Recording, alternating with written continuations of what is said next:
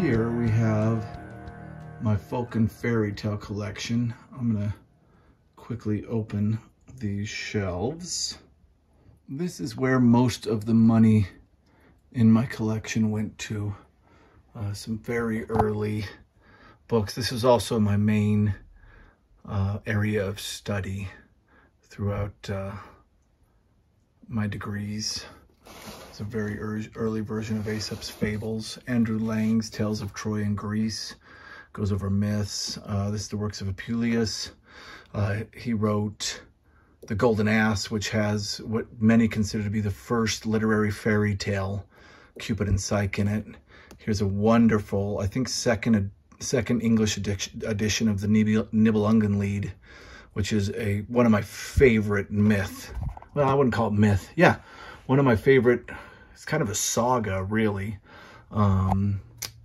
Gesta Romanorum. This is a recent kind of discovery for me. I didn't know a lot about this. An early text that includes a lot of stories that influenced Chaucer and Shakespeare. The Decameron, of course. And this is a wonderful version of it. Here is a very early version of the Morte d'Arthur. This is, I believe, one of the first English printings of the Arabian Nights.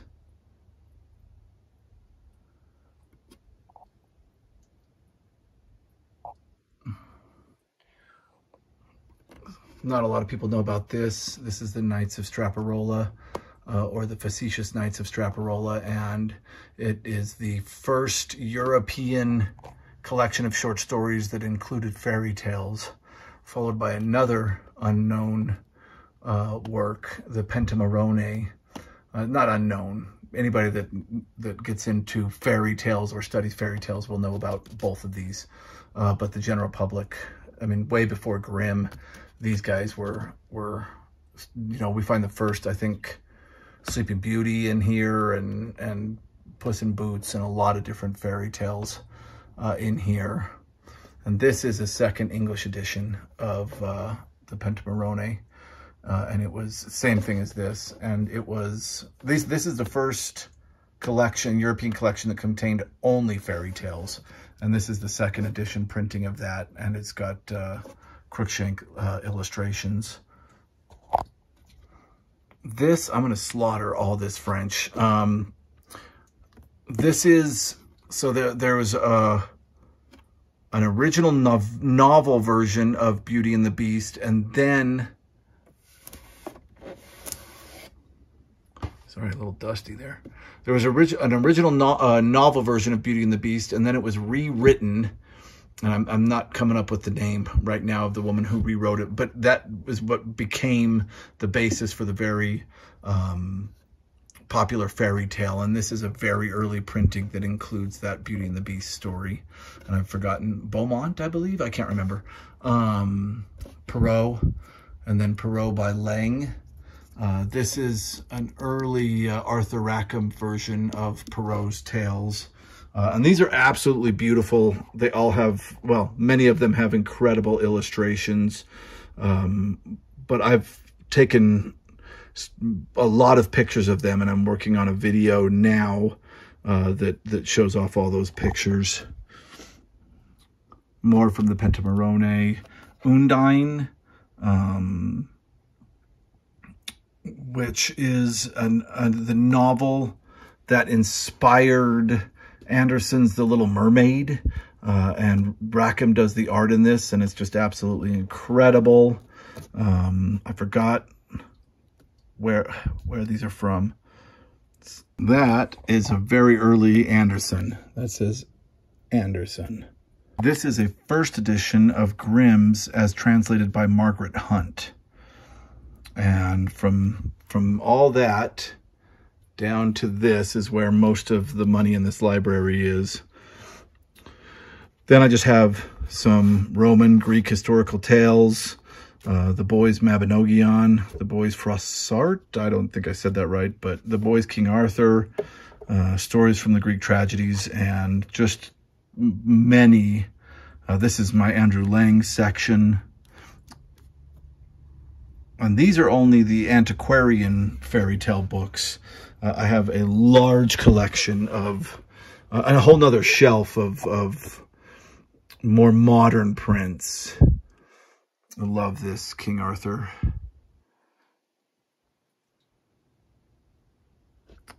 I believe, no, that's not what I think it is. I love this series. This is one of my favorite fairy tale books, The Pearl Fountain. And I think it's written by a woman, Kavanagh, from Ireland. Incredible, incredible. The Pearl Fountain is a wonderful fairy tale. This is a set of Andersen's works, Hans Christian Andersen, so all his fairy tales are in here.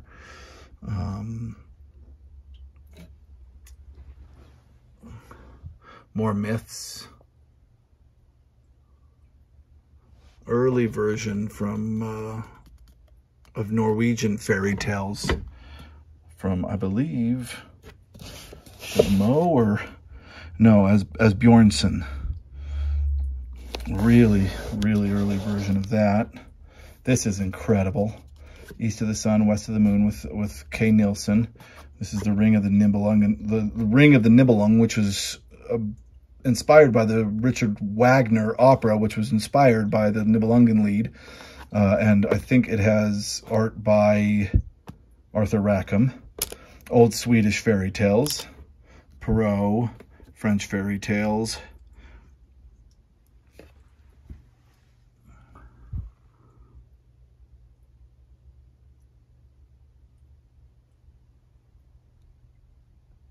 There's early Alice in Wonderland.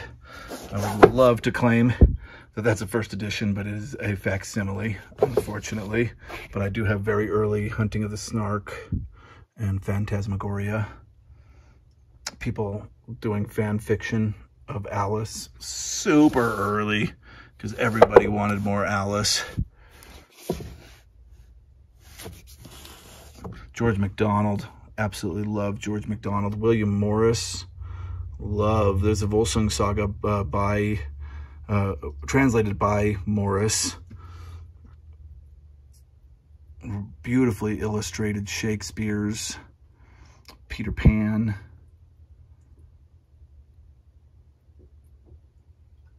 Japanese fairy tales, very early Japanese fairy tales. Very early version of Kaidan.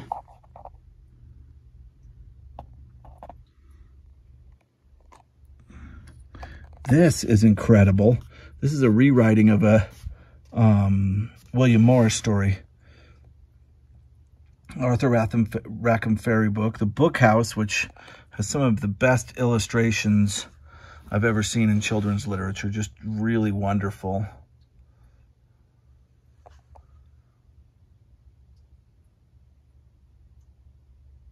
At the end here, I have American fairy tales,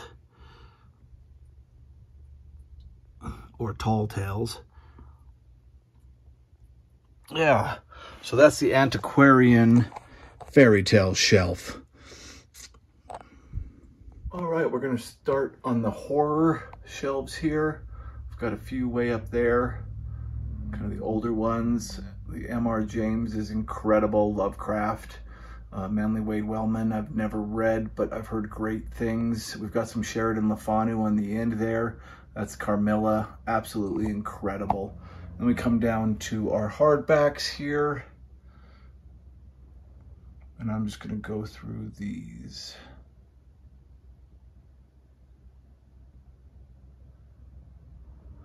Of course, I will be doing, okay, I'm gonna go ahead and open these shelves. Of course, I will eventually be doing horror the same way that I did sci-fi. I'll go letter by letter. And I think I have less horror than I do sci-fi. I went through kind of a weird thing with horror because I started doing sci-fi first, and a couple of these Anne Rices are signed.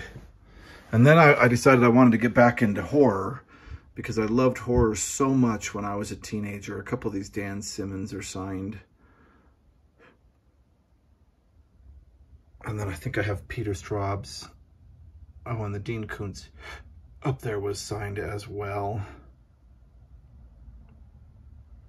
So those were my horror hardbacks. You'll notice, of course, a lack of Stephen King.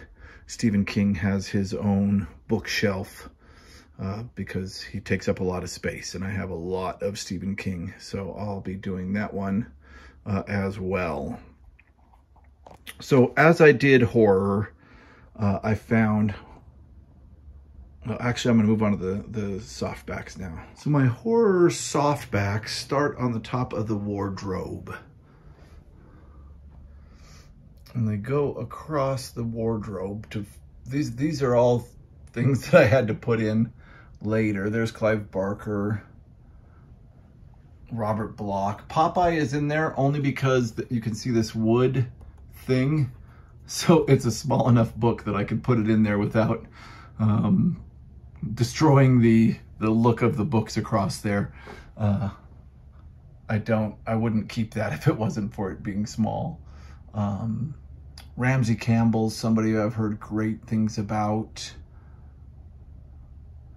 This one, I don't even know what it is, but my daughter was happy because it had her name.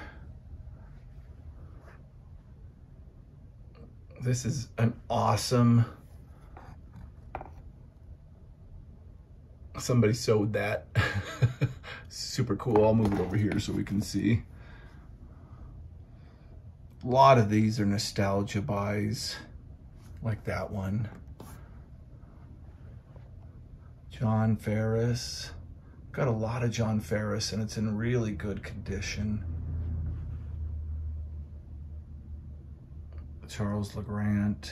Oh, this one is like Popeye, shorter than the rest of the books. James Herbert. Shirley Jackson. I haven't put this one away yet. I'm happy to, I got this recently and I got it for a really good price. And this cover is really the sought after cover for this book. So I am super happy to have it.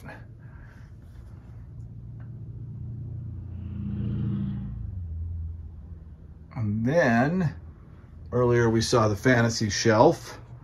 Horror goes across the top. There's two Stephen King. I have hardbacks of Stephen King. Oh, there's three, but there's three that I kept. The first one is the British front cover of It. So that's the UK release. And then the first edition of Night Shift, and this is for nostalgia. When I was a kid, this keyhole cover was just incredible. So cool. And then this is Running Man, just a later copy of Running Man. Little bit of Koontz. I'm slowly getting rid of my Koontz because the truth is he just was never my favorite. I like the really supernatural horror. I don't much care for the reality horror, which I know a lot of horror people disagree with me on. Graham Masterson. Okay, and then if we step back here, you can see that there's shelves that go all the way across the top of my room there. I am a fan of bowling, but that's not horror. None of that was horror. And then horror continues here behind the door here. Very thin shelf. Robert McCannon.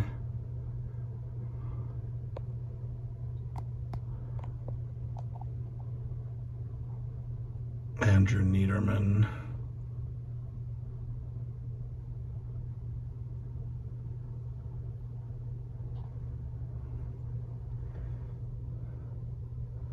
Anne Rice, John Saul. And believe it or not, I liked John Saul better than Koontz. A lot of people would disagree with me, but I loved the way John Saul wrote. These are my Rod Serlings I recently got that I was showing you guys. There's some Dan Simmons.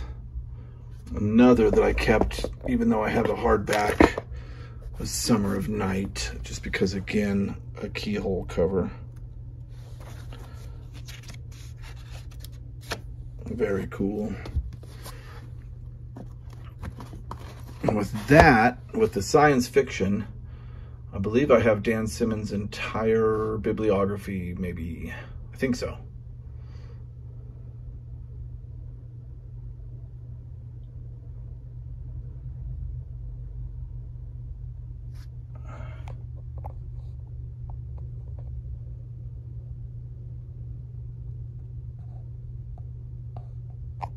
So we were doing sci-fi anthologies earlier, and that's where my horror collection begins. There's a bunch of local horror stuff, and then anthologies. The Oxford Book of English Ghost Stories is absolutely incredible. Here we have a couple of famous ghost stories, and this is a Lafcadio Hearn book, some Chinese ghosts. Let me scoot over on the ladder here.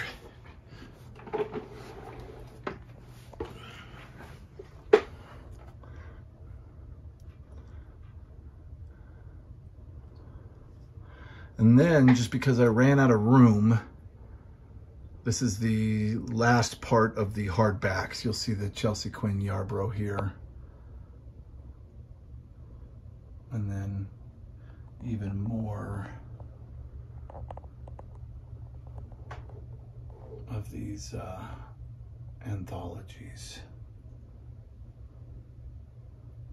Up here, I have a collection of Gothic romance, and I know that everybody's going to disagree with me, but I consider this a step of horror. And down here I have trade paperbacks that were bigger than the shelves, and I didn't want them to make the tops of the stack all different sizes, so there you go. There's horror. Now we're up on the shelves above the couch again here, and this is where my children's literature starts. And it's kind of interesting trying to separate children's literature from fairy tale and folk tales, but that's what I've tried to do. Like Pinocchio, it's an interesting question, right? It is a novel, but it's also, and I think it's because of what Disney does. I think, yeah, there's fairy tales are so hard to define. Space Cat, heck yeah, I got some Anne Rice dirty writing up there, and Space Cat. E. Nesbit's fantastic, of course. Anna Green Gables over here. Yeah, 20,000 Leagues Under the Sea, Journey to the Center of the Earth, Rebecca. And then over here, you're seeing the very dusty top part of my shelf that I didn't need anybody to see are oversized, highly illustrated fairy tale books. And while we're here, I'm just going to go ahead and do this. This is my non-fiction. Oh, this is going to be hard to film. This is my non-fiction section. I got some books on music here first. Got some Doors. Got some Metallica. Kristen Hirsch, who was the lead singer of the Throwing Muses. The Bauhaus. Genesis. I love early Genesis. The Swans. I love the Swans. Beatles stuff. Art books, books about art. I'm sorry if you can't see this. Ooh, this is a cool one. Just an interesting conversation about the group, this group right here of people, including J.R. Tolkien and C.S. Lewis. Some Joseph Campbell there. Oh, this is going to be hard to film. Biographies. A lot of stuff from Japanese culture classes in college.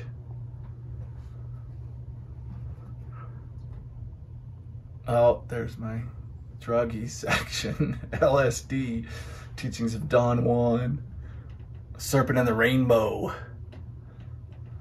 History, great history of Japan, this one.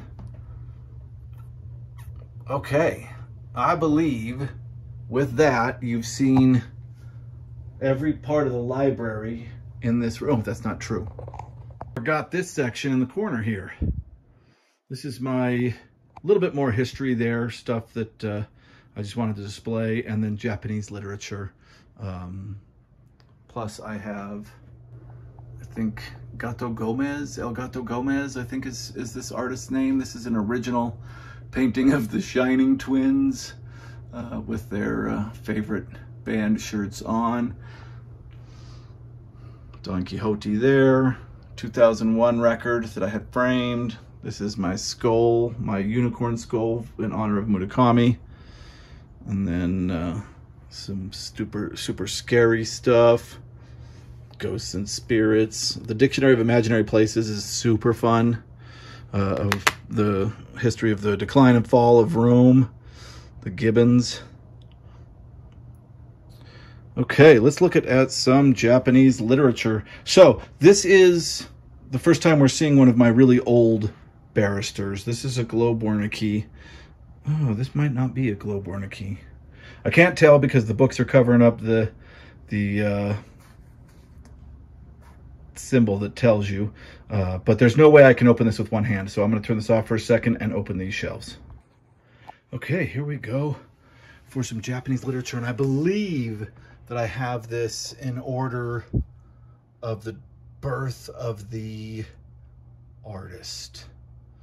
So yeah, so we start with Basho, and then I do a huge jump to Tanizaki. Nope.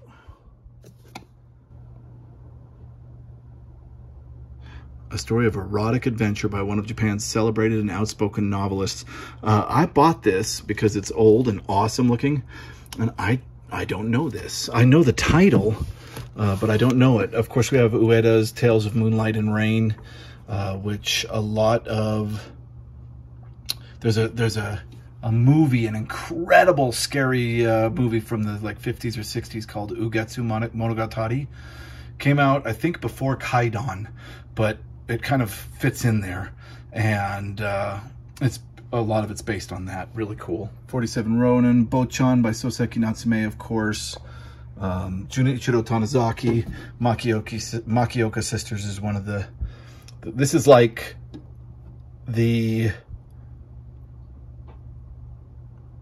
novel to read to start getting you into Japanese literature. It is epic. It really is. Another novel named Naomi. Some prefer Nettles. Really cool early English release of these two Tanizaki novellas. Very cool.